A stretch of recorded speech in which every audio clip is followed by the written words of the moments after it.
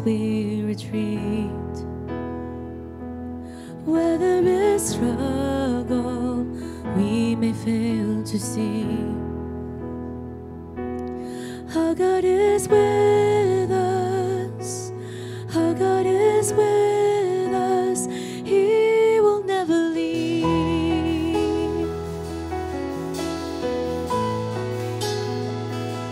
When found in the ashes, we still have a chance.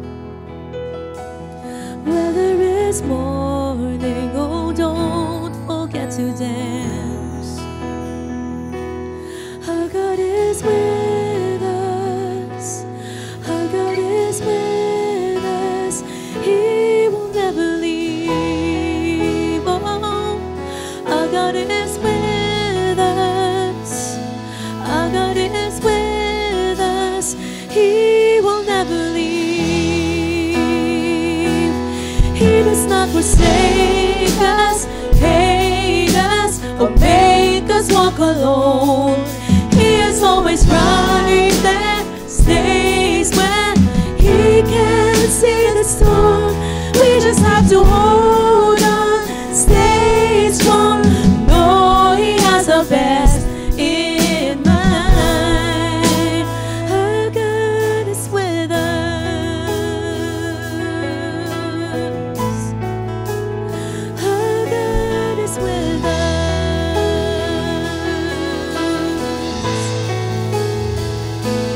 Where there are shadows, He becomes alive.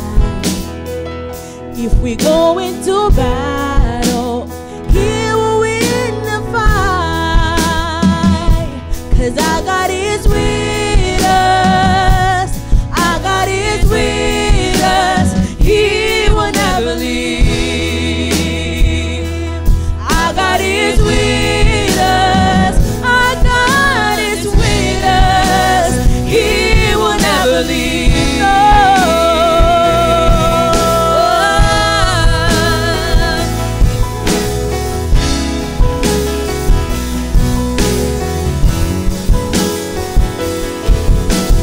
He is for us. No one can stop what He's doing. He is with us, and we will see all that He's promised. He is for us. No one can stop what He's doing. He is with us, and we will see all that He's promised. He is for us. No one can stop what He's doing. He is with us, and we will see all that He's promised. Oh, He does not forsake us, hate us, or make us walk alone.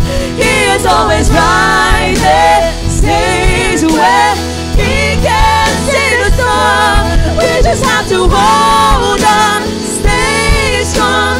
Know He has our best in mind.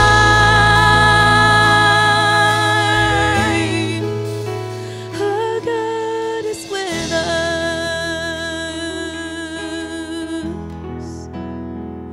Our God is with us.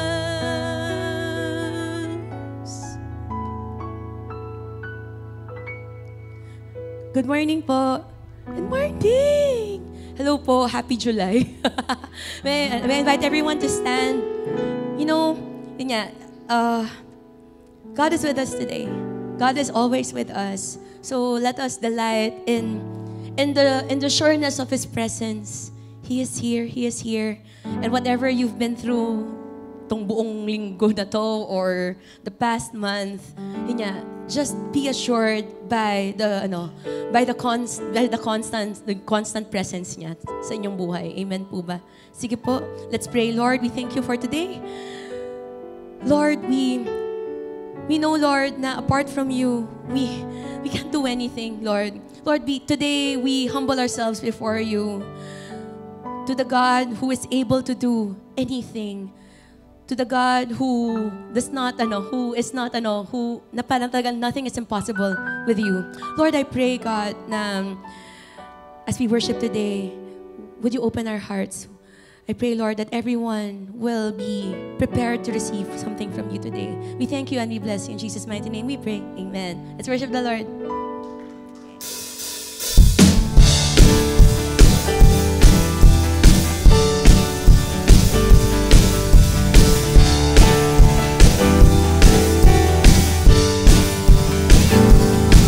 May galak, may saya, may tuwa sa piling ng Diyos, sapagkat hirap ng puso ay naglalaho. May awit, may sayaw, at papuri para sa Diyos, na hatid ng pusong pinagpala niyang lubos. Handog na ay kapayapaan, handog na ay kagalakan, handog na ay kalakasan sa bawat pusong napapagal. Kaya't ang awit ng papuri, awit ng pasasalamat, at ang awit ng pagsamba ay para lang sa Kanya. Awitin ulit natin. May galak, may galak, may saya, may tuwa sa piling ng Diyos, sapagkat hirap ng puso ay naglalaho. May awit, may sayaw, at papuri para sa Diyos, na hatid ng pusong pinagpala niyang lubos. Handog na ay kapayapaan, handog na ay kagalakan, handog na ay kalakasan sa bawat pusong napapagal. Kaya't ang awit ng papuri, awit ng pasasalamat, at ang awit ng pagsamba ay para lang sa Kanya. Handog, handog na ay kapayapaan, handog na ay kagalakan, handog na ay kalakasan sa bawat pusong napapagal. Kaya't ang awit ng papuri, awit ng pasasalamat, at ang awit ng pagsamba ay para lang sa Kanya. Handog na ay kapayapaan, handog na ay kagalakan, handog na ay kalakasan sa bawat pusong napapagal. Kaya't ang awit ng papuri, awit ng pasasalamat, at ang awit ng pagsamba ay para lang sa Kanya. Hallelujah! Hallelujah! Oh, we thank you, God. Thank you, Lord, because you're more than enough for us. In you we move, we live, and we have our being. Thank you, Lord Jesus. Amen.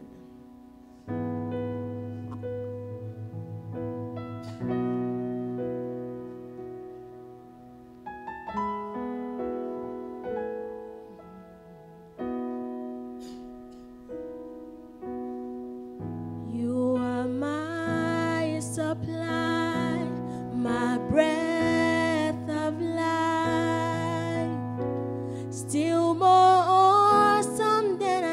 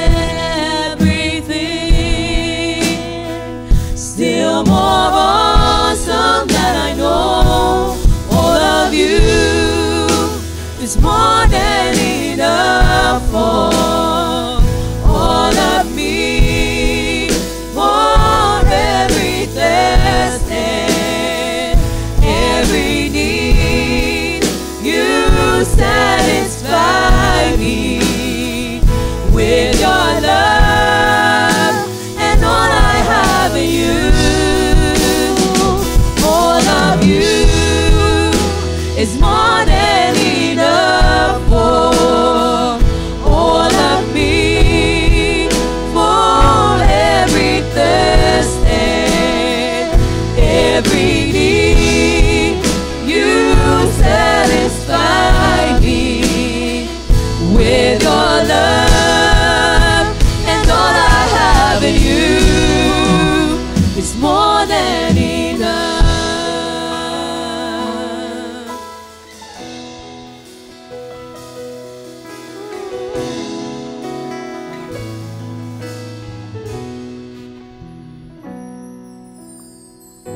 More than all I want, more than all I need.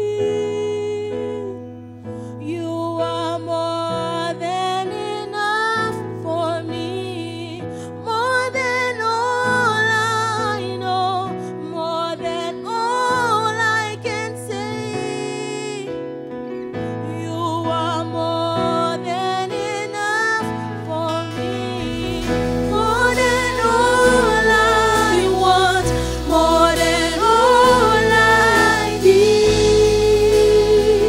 You are more than enough for me, more than all I know, more than all I can see. You are more than enough for me, more than all I want, more than all I need. You are more than enough for me, more than all I know, more than all I can see. You are more than enough for me, more than all I want, more than all I need. You are more than enough for me, more than all I know, more than all I can see. You are more than enough, 'cause all of you is more than enough for all of me, for every thirst and every need. You satisfy me with your love, and all I have in you, 'cause all of you is more than enough for all of me, for every thirst and every need. You satisfy me with your love, and all I have in you is more than enough.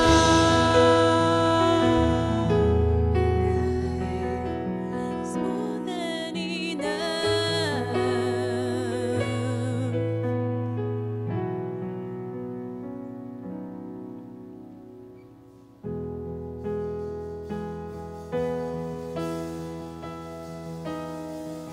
Lord, you are more than enough for us. And as we welcome your presence in this place, I pray that we would just grasp how high, how wide, and how deep is your love for us. That you would never leave us, that you would never forsake us. Oh God, there's no one in this place, Lord, that you have abandoned. There's no one in this place, Lord, that you have left behind. Oh God, I pray that the reality of that will just seep into every heart today. Oh, you're more than enough. Your love is more than enough for me.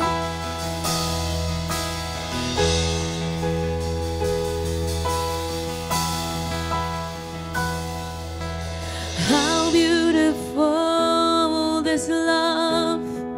You would lay down your crown.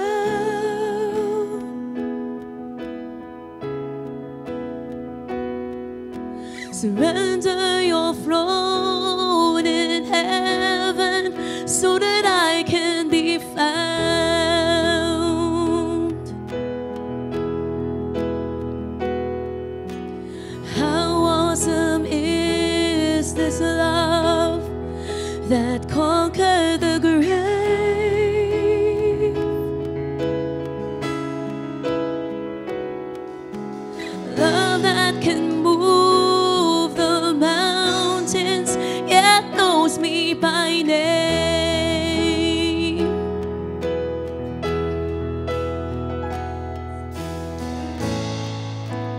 It's unbreakable.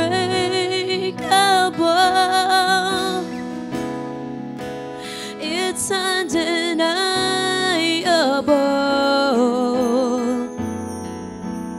Nothing will ever separate us.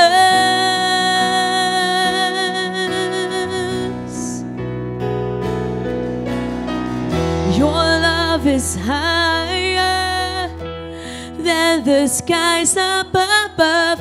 Your love is wider than what I can dream of. Your love is deeper.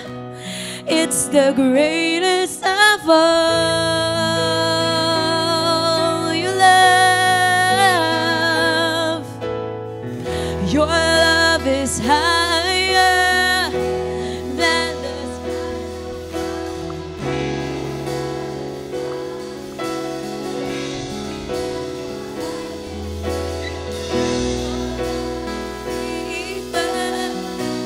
It's the greatest of all. The greatest of all.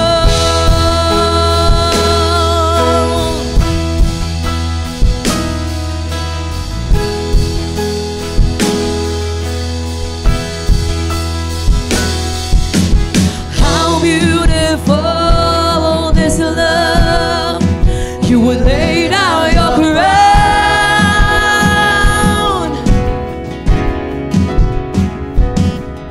surrender your throne in heaven so that I can be found.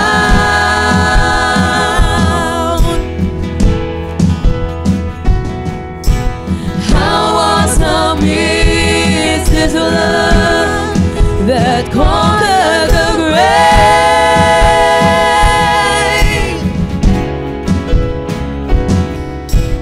love that can move the mountains, yet knows me by name. It's unbreakable. It's unbreakable.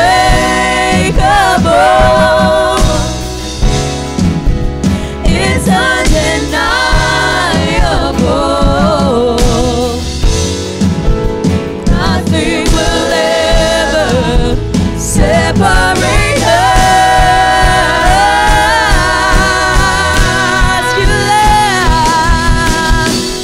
Your love is higher than the skies above. Your love is wider than what I could dream of. Your love is deeper. It's the greatest of all. There's nothing like your love. Your love is higher than the skies above. Your love is wider than what I can dream of. Your love is deeper. It's the greatest of all. The greatest of all. There's nothing like your love, Lord. There's nothing like your love. Oh, nothing can surpass your love for us. Nothing can surpass your love for us. Hey. Holy are you, Father, a love like no other, so vast, like the universe is your love, is your love. Holy are you, Father, a love like no other, so vast, is your love, is your love. Holy are you, Father.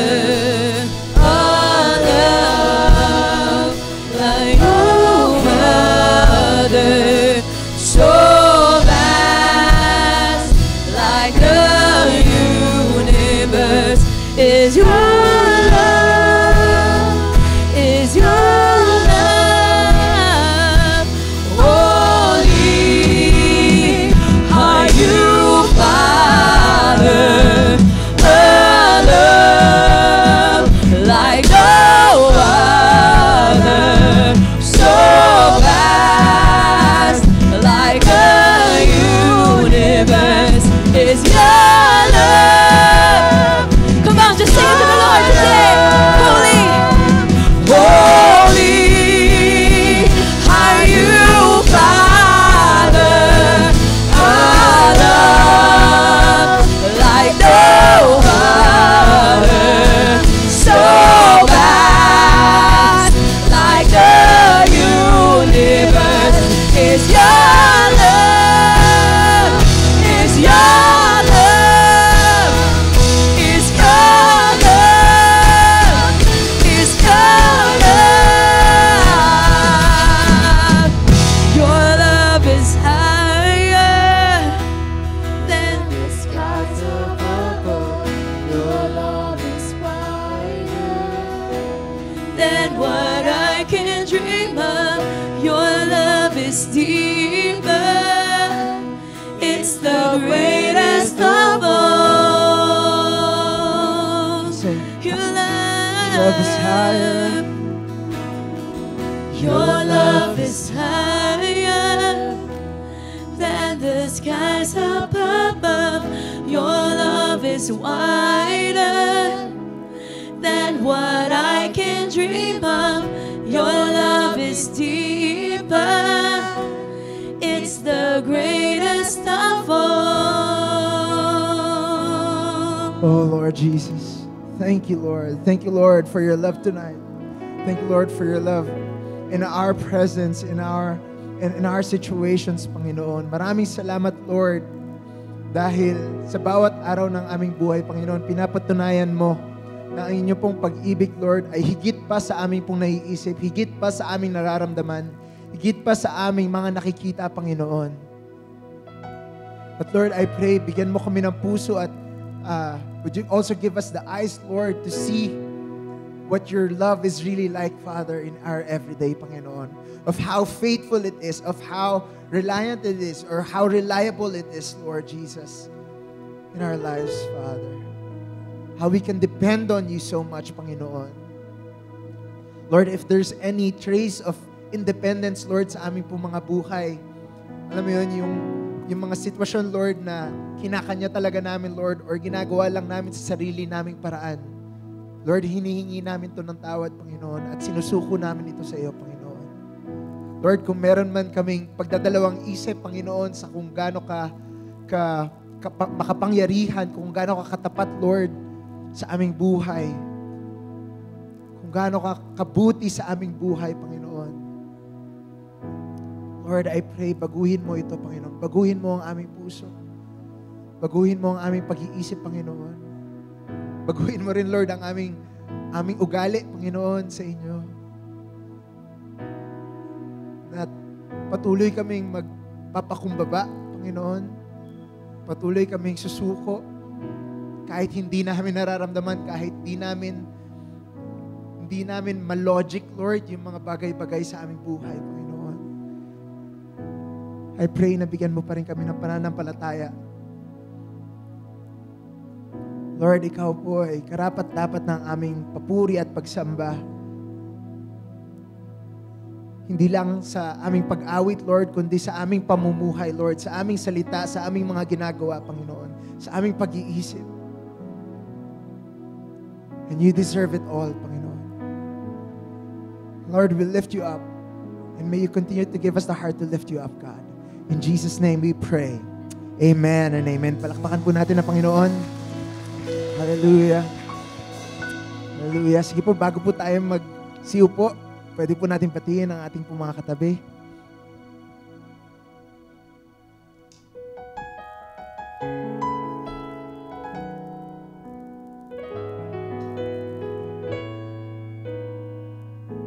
Magandang umaga po sa lahat.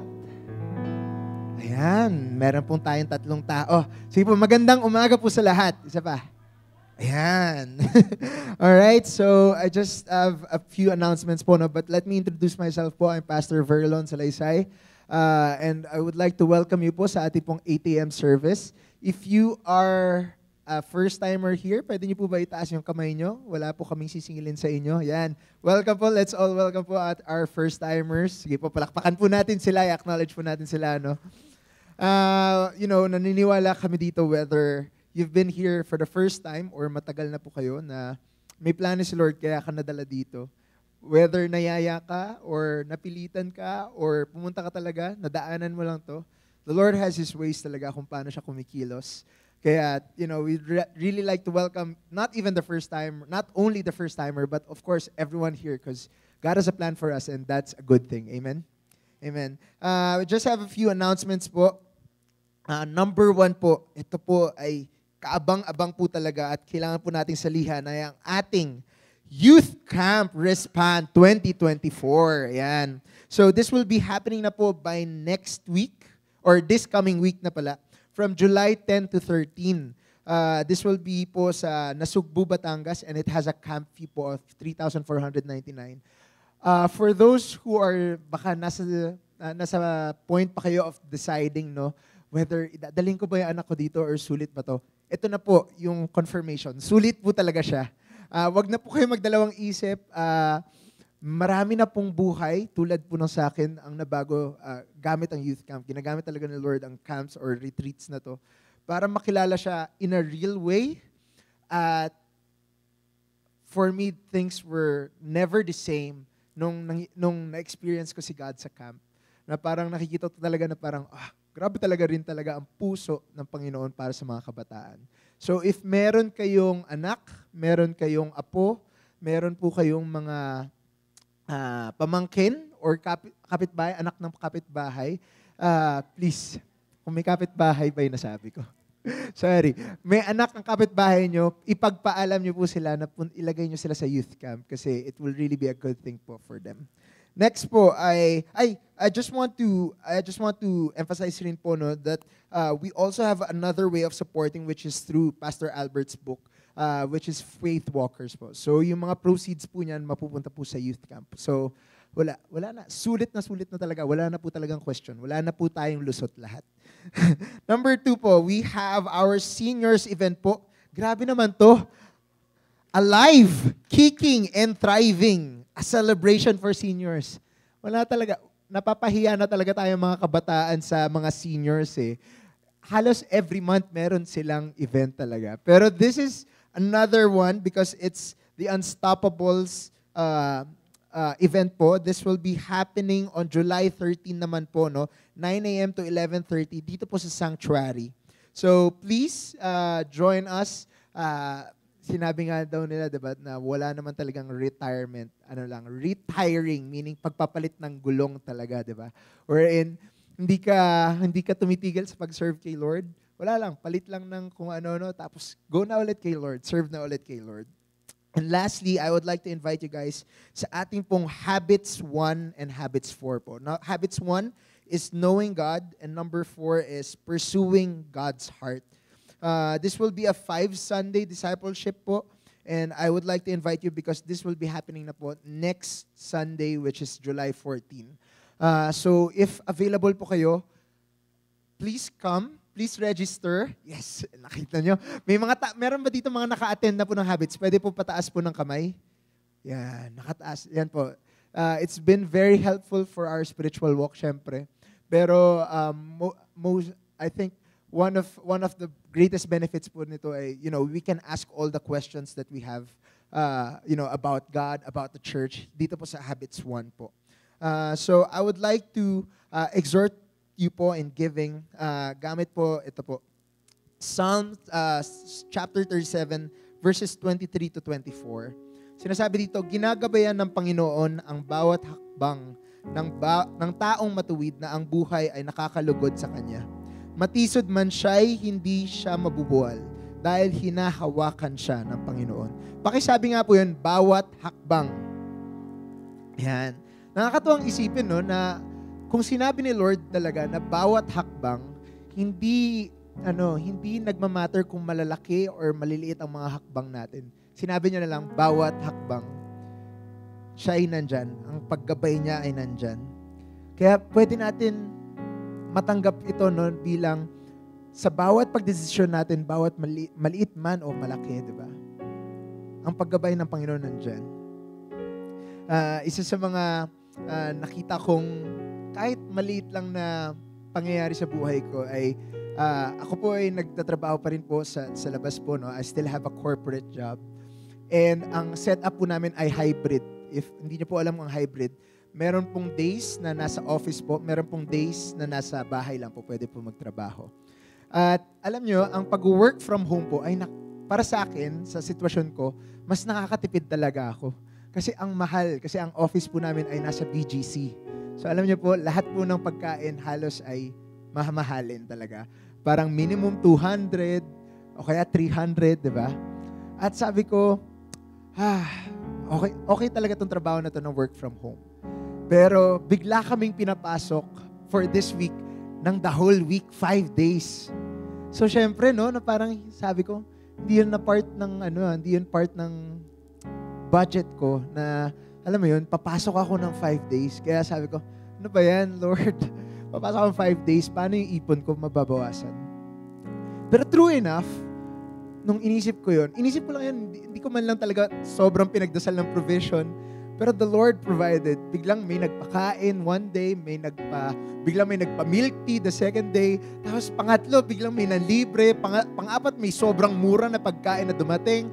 Kaya sabi ko, grabe talaga no si Lord, parang akala ko, parang papalagpasin na ni Lord, hindi, sige, Verlon, sige, pagdaanan mo na lang yan.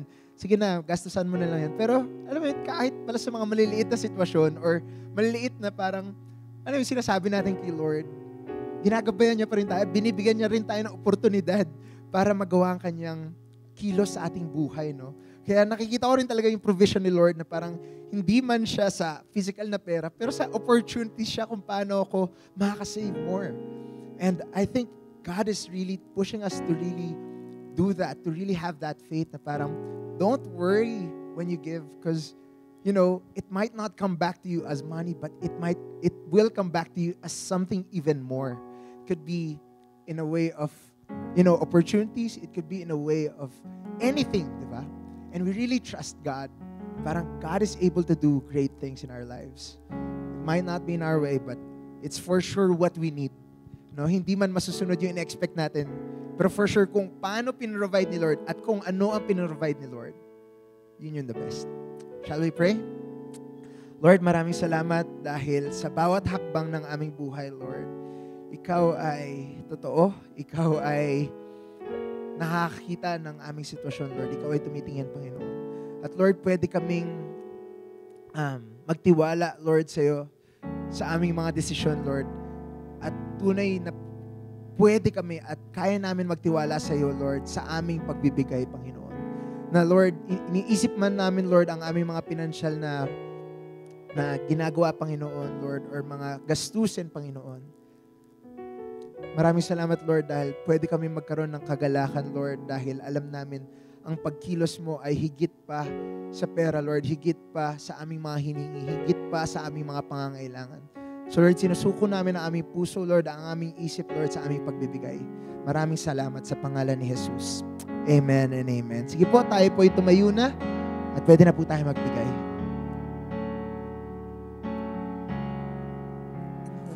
Check. Ayan. At siyempre may online giving din for those that are online joining us. Praise God. Again, thank you to everyone for your continued support for the ministries of the church. Turn to someone and tell them, second half na. Oh, ganun kabilis ano? July na eh. Second half na ng 2024. Ilang tulog na lang, ano na? Pasko na. Kaya si Pastora Ana po ang marunong magbilang kung ganong katagal pa yung Pasko. So I don't have the math right now. So basta ang alam ko, malapit na. Okay? We're continuing our series on the book of Acts, no? We are doing a series based primarily sa chapter 2, verse 42 to 47. Pero sa umagang ito, konting hina lang, baka masyadong malakas yung echo. Titingnan natin yung ibang mga verses din, no? So today we will talk about the power of prayer. So Acts chapter 2, verse 42, yung ating main verse. Basahin lang po natin, ano? They devoted themselves to the apostles' teaching and to fellowship, to the breaking of bread and to prayer. So, we will have communion at the end of the preaching po mamaya. No? So, pagtutuunan muna natin ng pansin yung prayer. So again, the 7 characteristics of the Acts 2 church, tinitingnan natin in the last few weeks, hanggang po ito sa first Sunday of August. Apostolic teaching, ano ba talaga yung mga tinuturo ng mga apostol? Fellowship, last week, we talked about the value of always meeting together. No? Today, breaking of bread and prayer. Next week, Pastor Ana will preach on signs and wonders, no? That God is performing miracles pa din to our day today. And then generosity after that, and then worship, and then evangelism. So manalangin po muna tayo, sandali. Panginoong Diyos, lumalapit kami sa iyo ng may pagpapasalamat. We are just so thankful. Lord, na napakaraming bagay na pwedeng mangyari sa buhay, but you're always there. You're always guiding, you're always protecting, you're always providing. Salamat, Panginoon. Lord, today, as we look into this very important topic of prayer, Lord, lahat kami dito, no exception, we can be better at this spiritual discipline. Wala pong pwedeng magsabing, sobra na yata akong magdasal. No? Siguro lahat tayo, kung aamin tayo, kulang pa. And so I pray that we will just learn how important it is to pray in Jesus' name. Amen. Amen. So, napakahalaga magdasal tayo on our own individual lives. No? So, sa inyong bahay, opisina, sa kotse, pag nagda-drive, sabi ko nga, just make sure when you're praying while driving, pray with your eyes open. Huwag ka lang pipikit. No? Baka madala ka masyado, Lord. Talagang biyahing langit ang mangyayari sa iyo niyan, okay? So, wag niyong gagawin yon. But, there is power in corporate prayer, and that's what we will look at, examine today. So today, I want to share 7 insights on prayer, no? And we will look at 7 parts of the book of Acts, pero ang hahaba po kasi ng mga verse. Pipiliin ko lang konting verses in each of the chapters no, that I will show, and summarize na lang the entire chapter. Dahil pag binasa ko po yon, hanggang bukas ng umaga tayo dito. Okay, so simulan natin sa Acts chapter 1. So ganito po ang pangyayari dyan. So Jesus died for our sins, and then He rose again from the dead, and then He appeared to His disciples for the next 40 days, and then He goes to heaven. Umakyat na siya, pabalik ng langit. Doon siya galing. Jesus came from heaven, came down to earth, and now He went back to heaven. And then the disciples, nagtipon-tipon sila, and they realized, there is something very important we have to do bago tayo humayo at sundin yung Great Commission ng Panginoong Hesus, which is, go, preach the gospel, make disciples. Bago mangyari yon, kulang tayo ng isa. Sabi nila, bakit? Pumili si Jesus ng 12, pero yung isa ng Judas. Alam mo yung pangalan ni Judas, talagang walang ibang ibig sabihin, ano? Di ba pag sinabing, may nang Judas na ba sa'yo? Agad-agad, alam mo ang ibig sabihin, ano? May nang betray ba sa'yo? Kasi walang ibang ibig sabihin yung pangalang Judas except betrayal. So dahil doon sa betrayal ni Judas at dahil nagkaroon siya ng grabing remorse, pero yung pagsisisi niya hindi complete dahil imbis na lumapit ulit siya kay Jesus, nagbigti na lang siya, nagpakamatay. So sabi nung mga apostol, kulang tayo ng isa, kailangan pumili tayo ng isa. So nagtipon-tipon sila, and in chapter 1, beginning in verse 12, pero sa verse 21 na po tayo, sabi ni Pedro, si Pedro po yung nangunguna, no? Therefore, it's necessary to choose one of the men who have been with us the whole time the Lord Jesus was living among us. So pipili tayo ng isa among us, tayo dito. There are 120 of us, isa dito sa atin, ilalagay natin to be the 12, no? Beginning from John's baptism to the time when Jesus was taken up from us. For one of these must become a witness with us of His resurrection. So kung iisipin mo, 11 out of 12, okay pa naman yun, di ba? Di ba 12? Nabawasan ng isa. 11. Pwede ba naman? Pero somehow they felt na 12 was the representative number for Israel because there are 12 tribes. So, sabi sa verse 23, they nominated 2 men. Pumili sila ng 2. Joseph, also called Barsabas, and Matthias. And then they prayed, Lord, you know everyone's heart. Nakikita mo ang puso ng bawat isa. Show us which of these 2 you have chosen to take over this apostolic ministry that Judas left to go where he belongs. And then they cast lots, and the lot fell to Matthias, and he was added to the 11 apostles. So, pagdating po kasi sa gate ng langit, may test. Oo. Kailangan masagot ninyo. Ang unang tanong, who are the original 12? Kaya ba ninyo? Tingnan natin kung gaano karami sabi natin, who are the original 12? Pero pag pumasa ka doon, parang interview, job interview, may second interview. Ang second interview is, sino yung pinalit? Kay Judas. Okay. Mas madaling sagutin yung second question dahil isang pangalan lang ang kailangan nyo i-memorize. Matthias. So, sabihan nyo yung katabi nyo, Matthias. Ayan. Yun ang pinalit kay Judas. Pero yung name all the 12, parang mahirap, ano? Huwag kayong mag-alala. Biro lang po yun. Walang ganong test sa langit, okay? But here is the first insight. When the people of God pray, God gives guidance for important leadership decisions.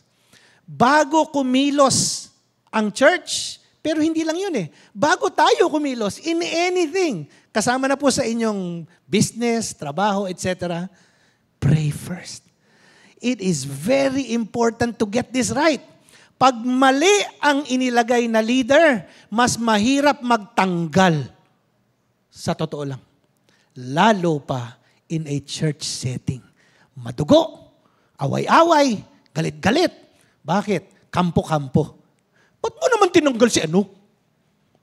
Mas magaling yun kaysa sa mas pogi, mas maganda, mas malaking mag-give. Kaya yun ang ilalagay natin. Mali lahat ng mga dahilan na yun. Because you have to discern, sabi nung Apostol Pedro, Lord, show us, because you know everyone's heart. Sino ang dapat naming ilagay? Kailangan magdasal muna. Amen? Kasi, on a normal human basis, anong mga basehan natin?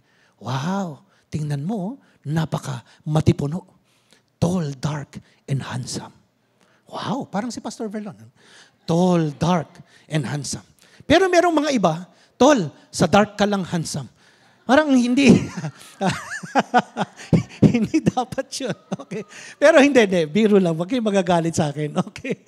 So, kailangan pinagdadasal kung sino ang ilalagay. Bakit? Sabi ng propetang Samuel, sa 1 Samuel chapter 16 verse 7, ganito ang sabi, The Lord said to the prophet Samuel, do not consider his appearance or his height. Nung pipili siya ng bagong hari, sa mga anak ni Jesse. For I've rejected him. Hindi siya. The Lord does not look at the things people look at. People look at, ano daw? The outward appearance. Yung sa panglabas. But the Lord, looks at the heart. Walang makaaalam ng puso ng tao, kundi ang Lord. How many times na sa ating personal na buhay, akala ko mapagkakatiwalaan ko si ano. Tapos, ako pa, dinaya ako. Naman, dami ng ganyan, ano? Every day in the news, may scam. Correct, no?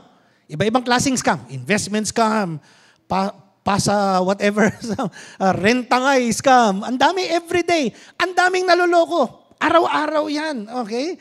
Sasabihin, kapitbahay ko pa naman, magkakilala kami, kumari ko pa, pinsan ko pa, etc., etc. Akala ko mapagkakatiwalaan ko ng pera ko. Ano nangyari? Tinangay.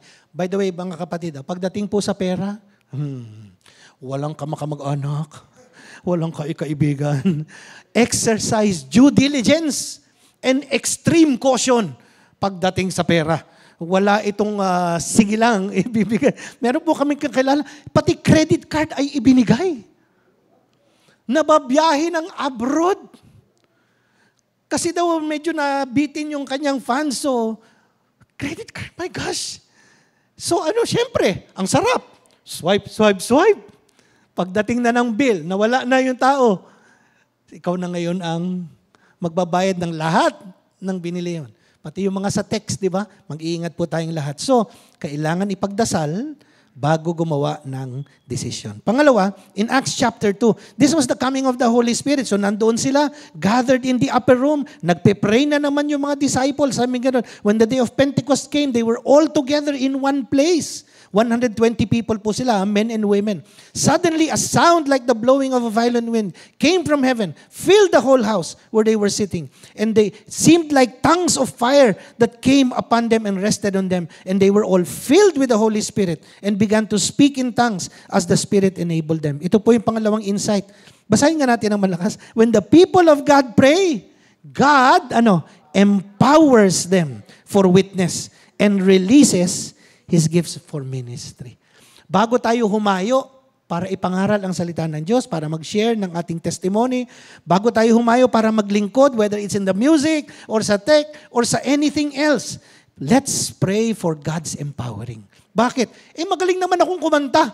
Carry ko na yan. Dadaling ko na lang sa galing ng pagkanta. Mga kapatid, hindi po nagakuha sa galing ng pagkanta yan. Kung hindi, i-recruit na natin lahat ng magagaling na singer at patayuin natin dito. Leading worship is very different. It is a spiritual act. Amen? Ganon din po in almost anything in the church community. Hindi nakukuha sa pagalingan yan. Nakukuha sa anointing yan. Para mangyari yun, kailangan mag-pray. Hindi yung, kaya ko na yan, alam ko na yan, okay?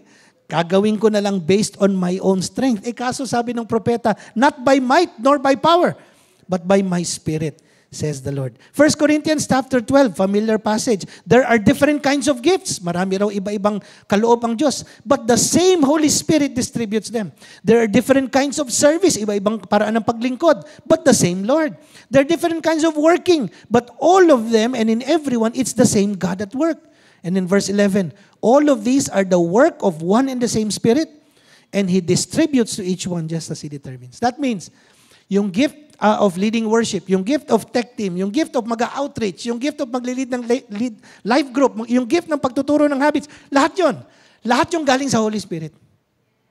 Hindi yon galing sa iyong sarili or sa iba. I grew up po, sa totoo lang, kung ako'y ng maliit pa barkada magbabasketball, di ba? Pilian ng, di ba usually, yung dalawang pinakamagaling, sila yung magkaiba ng team, no? Tapos pilian, akin ka ha, isa sa kanya, yun. Isa po ako palagi doon sa huling mapipili. Kulang ka na, alika, sumali ka na. Kulang pa kami ng isa eh. So ako po yun, yung huli. Okay? I have never done any kind of teaching in my entire life until Jesus called me to the ministry. So wala akong background na nagtuturo. Wala. Now, ang background ko, by the grace of God, salamat sa mga teacher ko, na sabi nila, Albert, tuturuan ka namin how to do public speaking. Yun ang background ko. Tinuruan nila ako to have confidence to speak in public. Kaya nga po sa totoo lang, those of people who know me very well, mas komportable po akong magsalita sa harap ng maraming tao kaysa isang tao. Magpapalpitate po ang puso ko pag isang tao lang ang kausap ko. Dahil parang iniisip ko, ano yung pag-uusapan namin? Hindi ko alam. Paano pag naubos na yung pag-uusapan namin, 5 minutes pa lang, uuwi na kaming dalawa. Okay, so, pero pag public speaking, but studying the Word of God, preaching the Word of God, wala po akong background yan, except that the Holy Spirit gave me that gift. Now, sumali rin po ako sa music. Dahil mahilig akong kumanta, music ang una kong sinalihan. Pero hindi pala doon ako dapat. Kaya pala nagtataka ko, bakit kaya? Tinuruan ako ng choir director namin, Albert, memorizein mo lang, watermelon. Ano po yan? Basta, watermelon, watermelon. Ay, pag hindi mo na alam yung kakantahin, gumanyan ka na lang na bibig mo, watermelon, watermelon. Kasi mas mabuti pa raw na hindi ko na lang ikanta at gumanyan na lang ako kunwari kumakanta. Dahil baka raw madamay ko pa yung iba. Okay? So, sige na lang. Pero iba talaga kanya-kanyang gift. Kaya sila JC na lang yan. At sila Kim. Hindi na ako sasali dyan. Okay? Acts chapter 4 ang next. So, si Peter at si John ay kinulong. nang dahil sa pangangaral sa salita ng Diyos. And then nagpray ang mga tao, ang church, sabi sa verse 29, Lord, consider the threats, tinatakot nila kami. Enable your servants to speak your word with great boldness. Stretch your hand to heal, to perform signs and wonders in the name of Jesus. And after they prayed, sabi sa verse 31, the place where they were meeting was shaken. They were all filled with the Holy Spirit. And they spoke the word of God boldly. Ito po yung third insight. Basahin natin. When the people of God pray, God gives them boldness to proclaim the good news. Nahihiya ba kayo minsan mag-share? O katulad ba kayo ni Pastor Verlon dito na maski kanino kaya niya? Sobrang tapang niya. Okay. Ako sa totoo lang, nahihiya po ako. Ano nga sabihin ko? So nung college, nung sa UST, paano kung share yung mga classmate ko? Gumawa na lang po ako ng sarili kong tracts. Nung panahon na yun, mahal bumili. Alam niyo yung mga gospel tract, no? Mahal yun eh. Ang allowance ko noon, halos saktong pamasahe at saka sandwich at saka zesto. Okay? Yun ang baong ko, sakto. Jeep, magmula Project 3 Quezon City hanggang UST. Sandwich, zesto, at saka jeep pauwi. Okay, so wala akong pambili ng mga pag-share ng gospel tracts. Pero konting natitipid ko, bumili na lang ako ng mga folder. At kinat ko. At sa pagdodrawing na walang kwentang drawing, okay, konting tao na ganyan na nagpe-pray, maglalagay ako ng verse. Pero for the next 6 months po, every Friday, iniipon ko muna, pagdating ng Friday, bibili ako ng folder, ganyan. Lahat po ng classmate ko, mga 50 yun sa isang class. Binibigyan ko ng tig-isa. Okay? For the next 6 months. And then after that, marami rin na nadala ko sa church. Hindi ko kayang sabihin dahil nahihiya ako. Dinaan ko sa, alam mo yun, basahin niya lang niyo. Tapos kung may tanong kayo, sa kanya lang ako tanungin. Okay. Pero kung gusto niyo, sumama kayo sa akin. Kasi there are many different ways to share the gospel. Hindi lang palaging yung sarili mo. Pero when you are filled with the Holy Spirit, and there have been distinct times in my life that I could remember, God came upon me and I was bold to share the gospel. There was even one time actually, na-dare lang ako ng kaibigan ko sa bus. Alam mo yun, yung mga tatayo ka na lang doon at mag-preach ka. Okay? There are people who do that regularly. By the way, hindi po tayo yung ginagawa yun tapos nangihingi ng pera. Iba po yun. May mga church pong ginagawa yun eh. Nagpipreach tapos nangihingi ng pera. No. You stand there and preach the word of God for free because God gave it to you for free. Okay, so yung sabi nga, minsan may nakasabay akong ganyan, nagalit yung konduktor, di na nga kayo nagbabayad, nangihingi pa kayo ng pera, o kita na ninyo. So mga grupo na yun. Ano? So one time, pero ginawa ko talaga, out of a dare, sabi ko, Lord, hindi ko kaya, pero kung loloobin mo, gagawin ko. One time lang in my life that I did it. But God will give you boldness to share His Word. Amen? Anong sasabihin ko, Pastor? Huwag kayong mag-alala. Matthew chapter 10, sabi ni Jesus, do not worry about what you will say or how you will say it. At that time, you will be given what to say, for it will not be you speaking. Sino raw? The Spirit of your Father speaking through you. So Lord, anong sasabihin ko sa kaibigan ko, sa kapatid ko, etc.? God will give you the words. Amen? But pray first. Ask for boldness. Next, Acts chapter 6. So anong nangyari? Nang dahil lang sa away sa buffet. Okay? Nang dahil sa away sa buffet. Pambihira, palagi lang kayo nauuna. Kayong mga Ilocano, palagi kayo nauuna. Kaming mga Bicolano, nahuhuli. Ganyan. So, totoo po yun. Ang nag-aaway, ethnic. Magkaibang lahi, nag-aaway kung sino mauuna sa food. Pagdating ng huli, yung iba nauubusan na. So, sabi ng mga apostol sa chapter 6 verse 2, they gathered and they prayed, Lord, show us what to do. It's not right for us to neglect the ministry of the word in order to just wait on tables. No? So dapat kami mga apostol, we will pray, we will teach the word of God, pero help us choose kung sino yung mangunguna sa kitchen. Okay, sino yung mamimigay ng stab? Sino yung mag-organize? Seniors first, and then ganito, last ang youth.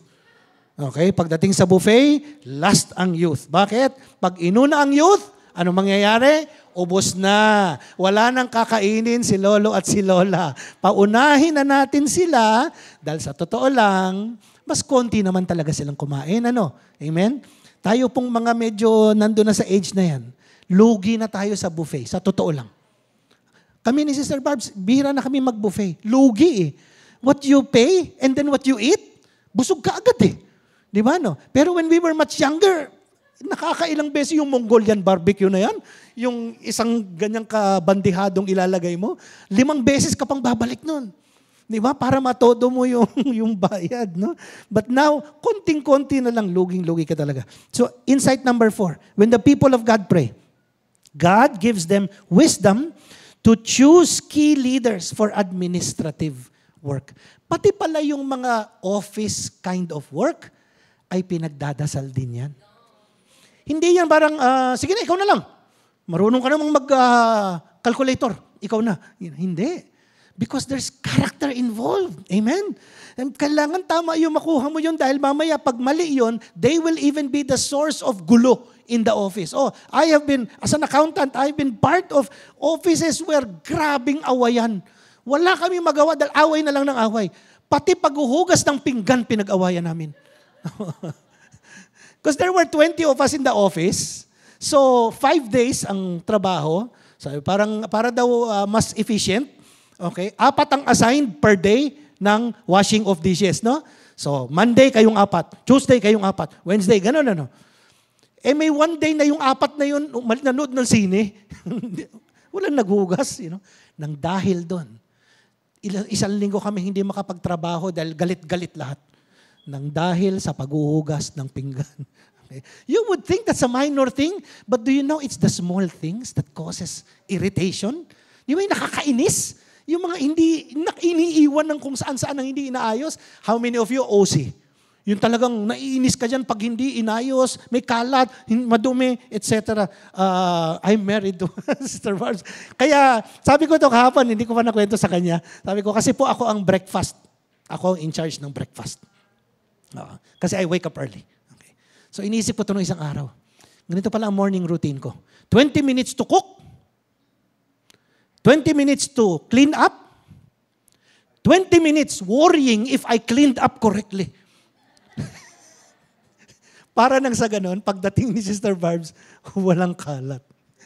So isang oras po yun. 20 minutes to cook, 20 minutes to clean, 20 minutes worrying if I cleaned it right. Ayun. Dahil kadalasan, hindi ko na-clean right. Ayun. So, kailangan pati sa administrative work. So, 1 Corinthians 12:28, alam ba ninyong may gift of administration? In the Greek word, kubernesis, is the English word to govern, government. Galing po dyan. Kaya napakahalaga din to pray for those who will lead our nation in all the different levels of society. Bakit? Kasi kung wala sila nung gift to govern, anong gagawin nila doon? Magpapakyut. Di ba no? Magpapagawa ng tarpaulin na pinagawa niya yon. Eh hindi naman niya pera yon. Tama no? Hindi naman niya pera yon, pero yung pangalan niya nandun. Correct? Di ba ganun tayo no, sa ating bansa? Meron po kaming malapit sa amin, di ko na lang papangalanan. Sabi ni Smart, pero more than 10 years na kami doon, padagdag ng floor. Yung local official lang yun, ha? Hindi pa yun national. Pambihira. Every election cycle, nagiging 2nd floor, 3rd floor, 4th floor. Building na nga eh. Naging for rent na. At hindi pa nakontento. Yung likod na property at yung katabi, napatayuan na rin. Every election cycle, padagdag yun.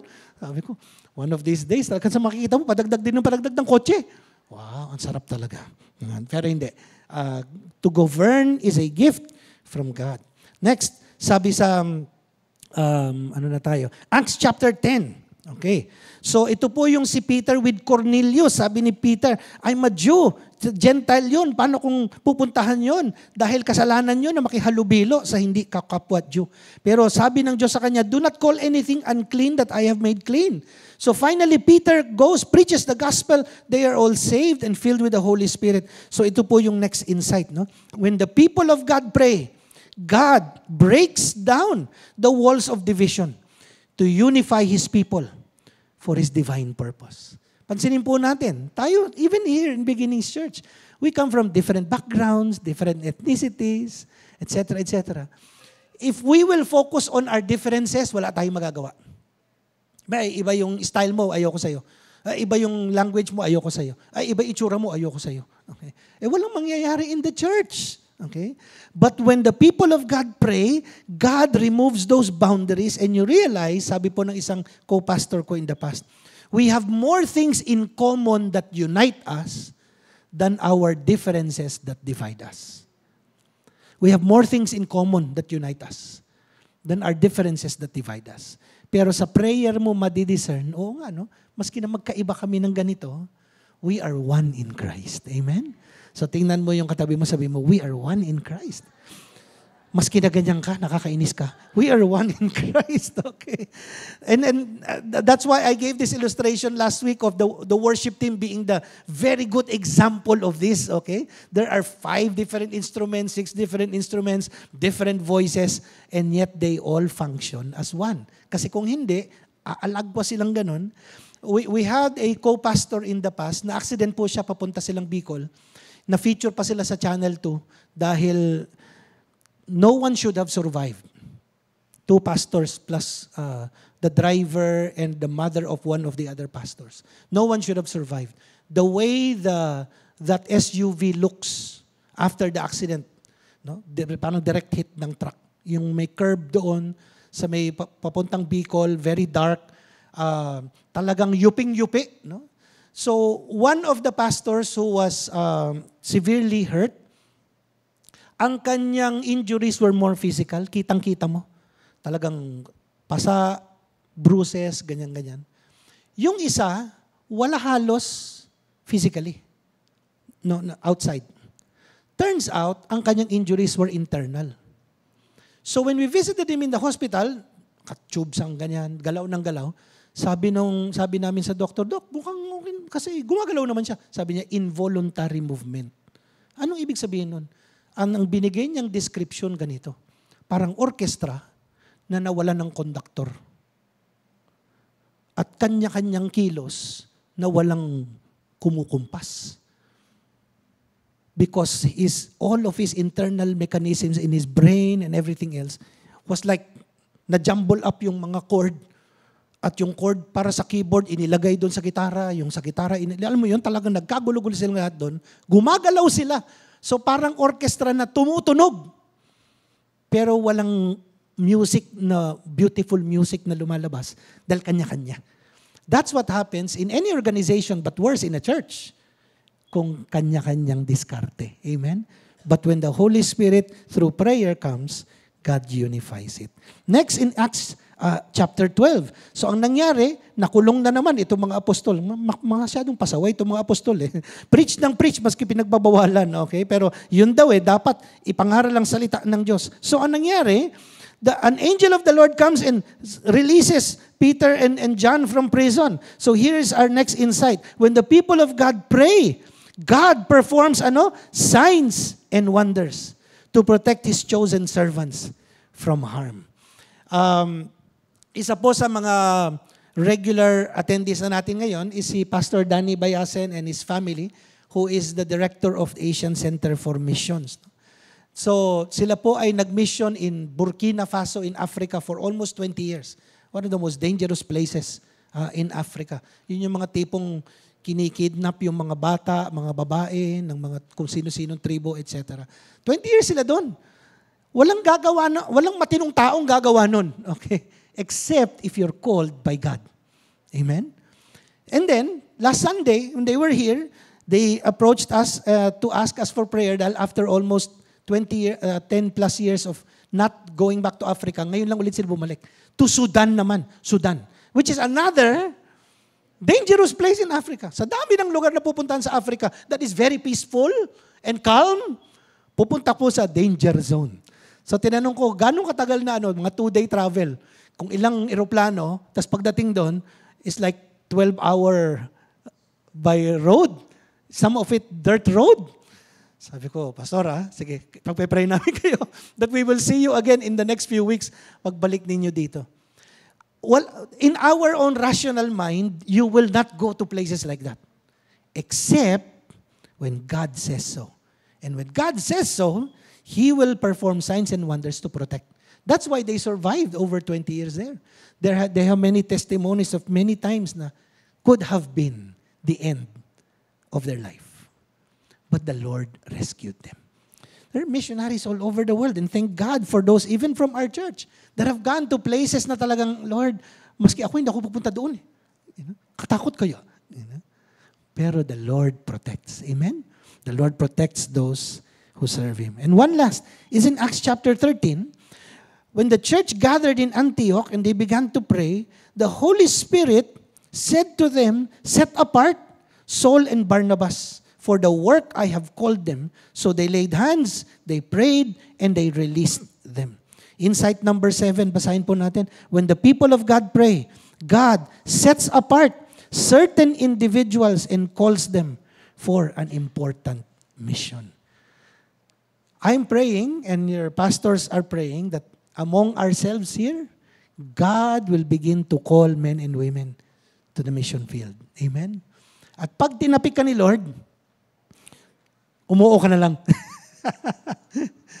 Huwag kang magbigay ng mga excuses at huwag ka rin magbigay ng kondisyones. Lord, pupunta lang ako kung 5-star hotel. Wow. Kung first class airfare. Wow. Walang kondisyones at wala ring excuses. Lord naman, kasi ganito, kasi ganyan. Hindi pwede. Pero mission is not just out of the country. Mission can be in the country. Mission can even be across the street. Amen? When the Lord taps you on the shoulder, talk to that person. Last week, I mentioned something and nagtawa na kami ni Sister Barbara. Walang gustong mag-agree doon sa sinabi mo, no? Oo nga eh. Sabi ko last week, that God loves every different kinds of people, no? And then I said, do you know that God also loves politicians? Walang nag-amen. Kasi sa totoo lang, parang ang hirap sabihin, ano? When you see what goes on, Lord talaga, love mo sila. Hindi ko naman sinabing matino silang tao, at hindi ko rin naman sinabing ligtas sila. Ang sinabi ko lang, mahal sila ng Diyos, which is totoo. Amen? Because God loves everyone. And in fact, He wants everyone to repent, pagsisi, and to surrender their lives to Jesus. Pero ang hirap i-conceive dahil politician, etc. Many years ago, the Lord gave us that opportunity. And to be honest, in our hearts, I was revolting against it. Because to share the gospel to a politician, parang, you know. And I said, Lord, send somebody else. You know? Iba na lang. In fact, that's what I said to the relative. Humanap ka ng ibang pastor. I am being honest with you. That's what I said. I don't think I can be a good witness because in my heart, there's something going on. Until the Lord spoke to my heart and said, it's not your job to choose who to witness to. I'm the one who tells you who to talk to. Your job is what? To talk. Yun lang. The result, amen? Kay Lord yun. Anong trabaho mo? To talk. To bear witness. Yun lang naman. Pag nagawa mo na, edi okay na. So nagawa ko na. Thank you, Lord. Okay na ako, ha? Solve na tayo. I've done my duty. And then after that, hindi pa. Ituloy mo. Pinadalaw ako sa detention center. Alam mo yun, bago yung rita. Pero yun ang sabi ni Lord eh. Kausapin ko daw eh. 2 pa yung kinausap ko doon. Mag-batchmate pa. Pero the Lord is the one who does it. So, let's review these 7 insights. When the people of God pray, God gives guidance for important leadership decisions. When the people of God pray, basahin natin, God empowers them for witness and releases His gifts for ministry. Number 3, when the people of God pray, God gives them boldness to proclaim the good news. Next, when the people of God pray, God gives them wisdom to choose key leaders for administrative work. Next, when the people of God pray, God breaks down the walls of division to unify His people for His divine purpose. Next, when the people of God pray, God performs signs and wonders to protect His chosen servants from harm. And when the people of God pray, finally, God sets apart certain individuals and calls them for an important mission. Here's a quote You can do more than pray after you've prayed, but you cannot do more than pray until you've prayed. Wow. Lord, nagpray na ako tapos na. Hindi. Yun ang umpisa. And then you have to still do something. Nagpray ka na, and then you witness. Nagpray ka na, and then you lay hands. Nagpray ka na, and then you serve in the ministry. Pero dapat magpray muna. Amen? So let's all stand right now. And I think we do have time. Just for a few minutes lang, go ahead and show that slide about prayer. Could you just join with a few people near you? And just for a few minutes, would you pray for our church that God will unify us in heart, mind, and purpose? And then would you pray for your pastors and missionaries? Hindi nyo na kailang pangalanan lahat. But just pray that all those who serve God will be steadfast in their calling. And then let's pray together that the Lord of the harvest will send more workers. Amen? So go ahead. The worship team will just play in the background a little bit. At kung sino po yung pinakamalalapit sa inyo, just pray together. No? And then we will have communion after. Thank you, Lord. So go ahead po. Maybe just one person can be the one to lead the prayer. You can do that as well. Thank you, Lord Jesus. Lord, hear our prayers today. Hear our prayers today. In the name of Jesus. Hear our prayers, O God. Thank you, Jesus. Thank you, Jesus. Thank you, Lord Jesus. You can pray, you can sing quietly.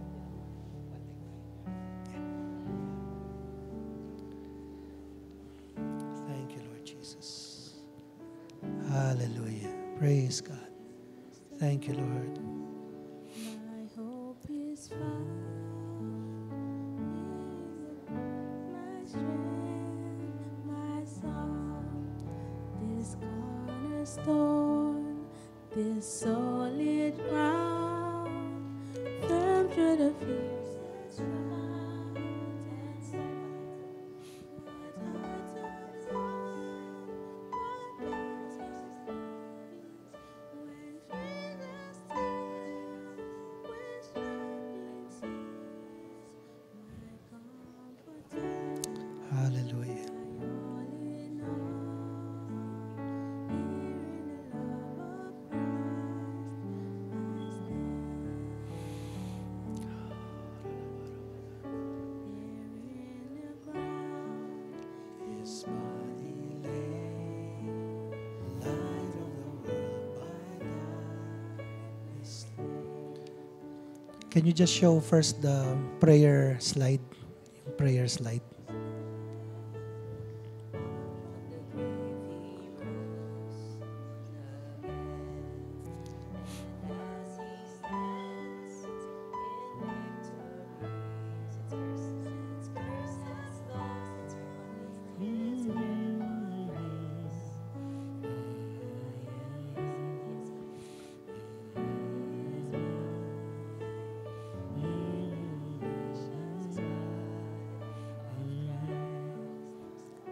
Go ahead and show the words, the lyrics.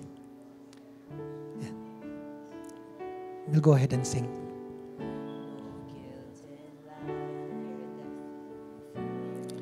If you're finished praying, just join us in worship first. And we will receive communion in a little while. Life's first Final death, Jesus commands my destiny. No power of hell, no scheme of man can ever pluck me from his hand. he returns or calls me home. Here in the power of Christ, I'll stand. You sing from the first verse. In Christ alone, my hope is found. He is my light, my strength, My song, this cornerstone, this solid ground, firm through the fiercest drought and storm. What heights of love, what depths of peace. when fears are still,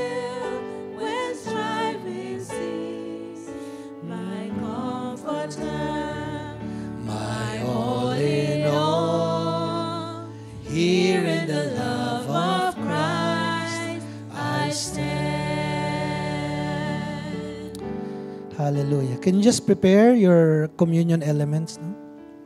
So the apostles led the disciples, all of the early church, in breaking of bread and prayer.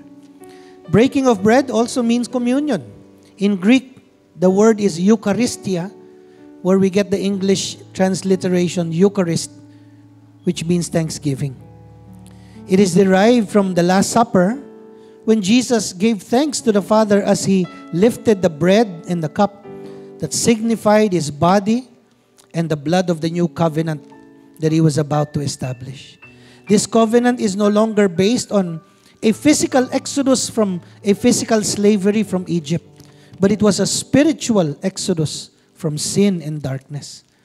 It was no longer a physical entry into a physical promised land, that is Canaan, but a spiritual promised land, the kingdom of God.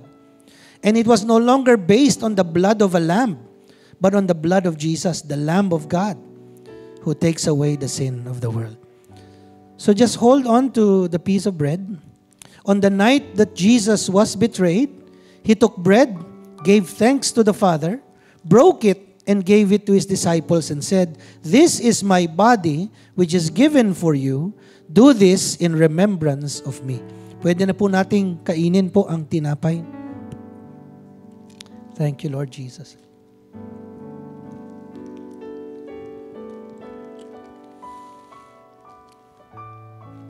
Lord Jesus, thank you for your broken body on the cross. In that broken body is every sin of every humankind from the beginning of time until the end of time. All the things that we have done that were wrong, all the things that we did not do that we should have done in obedience to the Lord is also sin. The sin of commission and the sin of omission. All of it, Lord, was nailed to the cross by our Lord Jesus Christ. And when He was crucified, He paid for every single sin of every human on earth. After supper, Jesus took a cup. Once again, He gave thanks to the Father, and He gave it to His disciples and said, "This cup is the new covenant in my blood. Do this whenever you drink it in remembrance of me." Inumin na po natin from the cup. Hallelujah. Thank you, Lord Jesus. Lord Jesus, thank you for your pure blood that washes away all sin and also breaks the power of sin so that we can begin to live a life of faith, a life of worship, a life of obedience, and a life of service to the Lord.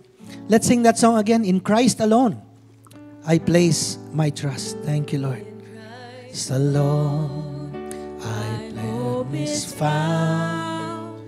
He is my life, my strength, my song, this cornerstone, this solid ground, firm through the fiercest drought and storm. No heights of love, what depths of peace, when fears are stilled, when trials cease. My comforter, My all in all, here in the love of Christ I stand. Can you just lift up your hands to the Lord? Lord, we are the body of Christ. Every person here, bahagi ng katawan ni Kristo. Jesus is the head of this body. And this body extends beyond ourselves here. We have Beginnings Church in Pasay, in Parañaque. We have groups all over Metro Manila and beyond. But Lord, it is not just Beginnings Church. There are many other churches spread across the Philippines and all throughout the rest of the world.